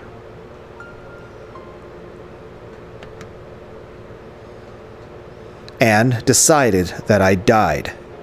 It's the same as the existence of magic. If Sakutaro has died in Lady Maria's world, then he can't exist in her world. You.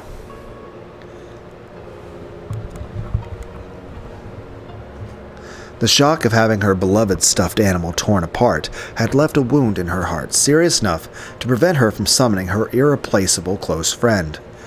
In Maria Oni-chan's eyes, Sakutaro died. Also, at that point, Sakutaro was the one telling her that her mother loved her, and at that point, well, let's be clear. Given such strong evidence of Rosa's behavior, there's no way that delusion of, Rosa being a good, loving mother who even cares about her could exist anymore. So Sakutaro wasn't just a representation of Sakutaro, it was a representation of Maria being able to, not be overcome with anger, sadness, fear, and revenge. Basically, her being good, air quotes. So even if Sakutaro can exist like this to me, he cannot exist before her. I was always with Maria. When Maria cried, I was always right beside her, telling her not to cry. But my form, my voice, nothing of me will reach Maria now.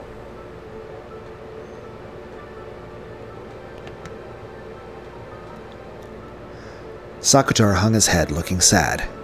After that incident, the nature of magic marriage sorcery rapidly began to change. Before then, the alliance was a peaceful thing. But after that incident, it grew full of shadier things, focusing on how to curse people you hate. Oni-chan's diary began to show a clear change. A diary is a mirror that reflects one's heart as it is. It probably showed the personality called Maria die, and be reborn as the evil witch personality, Maria. When she buried that diary in hatred and sadness, her heart surely wasn't satisfied. Because it wasn't satisfied, she had to bury it with hatred and sadness. And while still unsatisfied, she met with death. I wonder if her unsatisfied soul has a hole opened up in its chest from the sadness even now, and continually wanders, dripping tears down and calling Sakutaro's name. Oni-chan needs you. Uryu. What can I do to revive you in Maria Oni-chan's world? If I can learn that method, I'll be able to save Oni-chan. That's the method of atonement I've been given. What can be done to revive Sakutaro? To Maria, my vessel had a very important meaning. The vessel? In other words, if we could revive the lion's stuffed animal. But Mama Rosa made my stuffed animal herself, so only she could make it. Even inside the diary, Maria Oni-chan had asked this of Beatrice, and was refused for that reason. The magical significance of a stuffed animal being unique and handmade is very large. Then, if we could make the same thing once more, but Aunt Rosa is already gone from this world, we can't make the same thing again. Was there ever another identical stuffed animal made, or anything like that? He's a stuffed animal made to be Lady Maria's birthday present, and is the only one of his kind in the world, a handmade and unique vessel. That's why it conceals a great magical power, and if lost, it cannot be obtained again. It won't revive. You?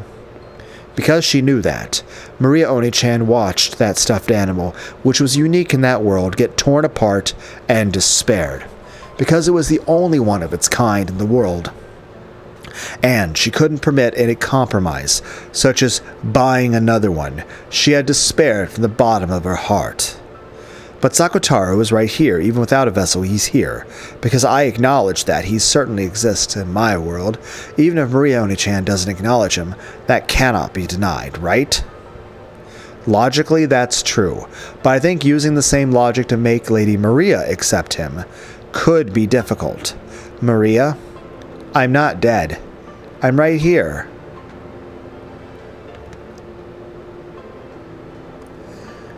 You? I'm sure that on Rakanjima, I'll be able to be reunited with Maria Oni-chan. And, no matter what, I'll revive the you that's inside Oni-chan and let you be reunited.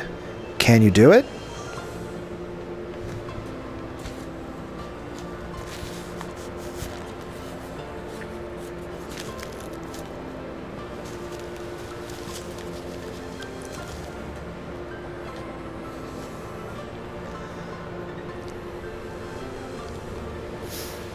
It'll probably be hard. Just like how after being invited into the Witches' Alliance, I rejected it without understanding what it meant. She might also reject your existence. But I've got to do it. That's the only way I can atone for my sins. Angie-sama? What's waiting on Rakanjima? And what will happen? What will be created? Or maybe nothing will happen.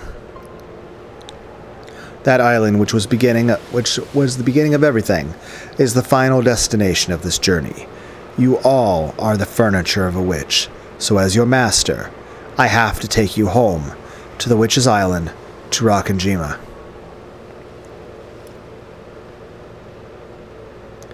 Even though the rays of the sun had been so strong, at some point the clouds had started to hang down. The spray that hit my cheek might not all have come from crashing waves. Angie-san, looks like we're going to get a bit of a shower. Maybe you'd better go below deck. Amakusa called out to me with an expression that said, "Hey, oh, you're still here?" When I looked up, I saw the island's silhouette had gotten much larger. We might reach land very soon. I remembered that the weather report had mentioned scattered rains. The sky wasn't dark enough for rain clouds. It'll probably be just for a short time. Even though the rain was light enough not to be a pain, having rain start to fall as we approached the island felt like some kind of fate. It was raining on October 4th, 1986 as well. I'm approaching the Rakanjima of that day, and not just in distance. I went back down with Amakusa. He was carrying what looked like a really large and heavy golf bag. It was something Amakusa had brought back with him on a day when we'd split up. I didn't inquire as to its contents, but it was hard to imagine that they were anything peaceful.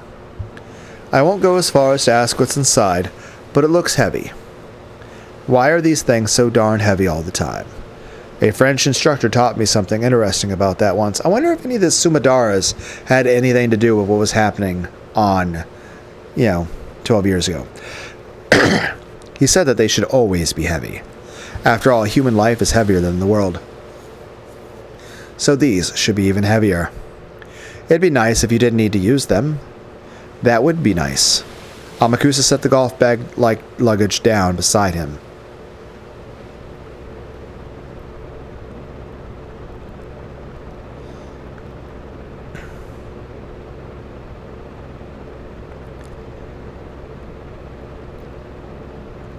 A two-propeller aircraft touched down on the runway. Considering the weather, it couldn't have been a pleasant flight. Everything after this flight had been suspended due to the weather. Cutting through the drizzle as she traversed the runway, Sumadara Kasumi entered the lobby with two black suits as guards.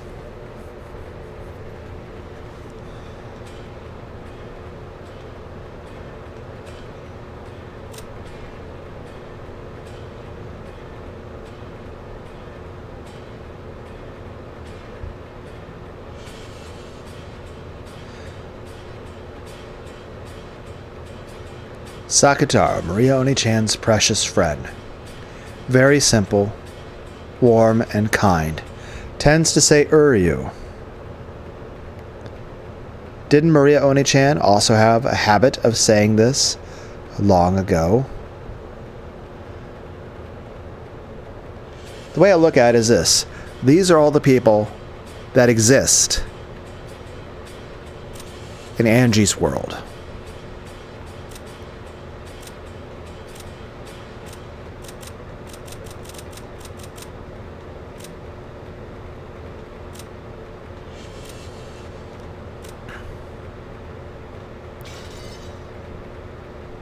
These are all the people that exist in Ushiromiya Battler's world.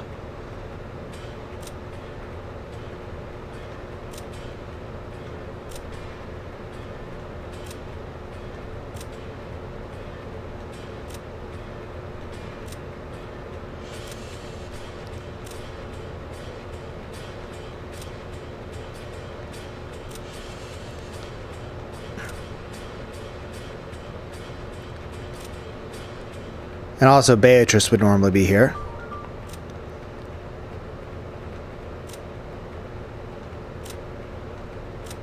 And again, I have to say, Kairi looks like Ivy from Soul Calibur 2. These are all the people in Maria's world.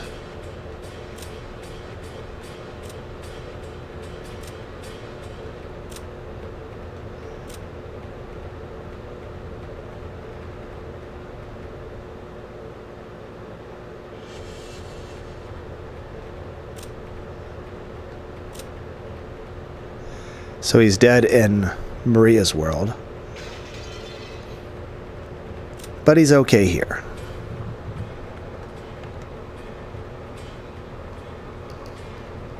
Well, we're going to end the video there. Sorry I went a bit long. I hope everyone else has all the hugs and headbats you could ever want or need. And I'll try to keep the video short after this. Bye, guys. Later.